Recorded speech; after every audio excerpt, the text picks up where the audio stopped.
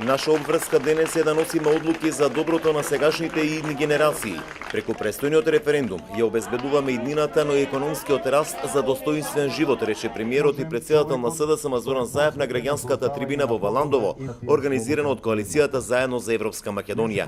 Тој рече дека членството во Европската унија со прифаќањето на договорот со Грција носи голем пазар и повисоки цени за овошјето и зеленчукот од југоистокот, што значи и подобар живот на производителите. Не е исто дали калинката, јапонското јаболко, зелката овде од Пирава, ќе ја продаваме само тука во околината или ќе ја пласираме насекаде во Европа. Тогаш може да чекаме и достоинствени цени и да чекаме достоинствени пари со кои што ќе биде вредно тоа што го работиме да го продаваме. Најмногу кога кај што сме дошле до каде? До раскрсниците овде, до Еран Струмица. Или ај некаде до Скопје да стигнеме.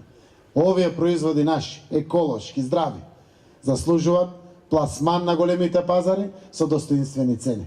И од тука втората причина, покрај градењето на пријателството, беше економските причини.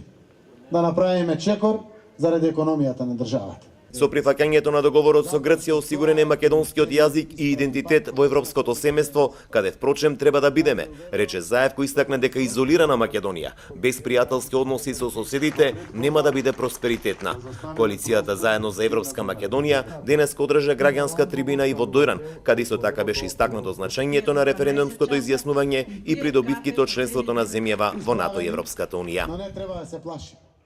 1991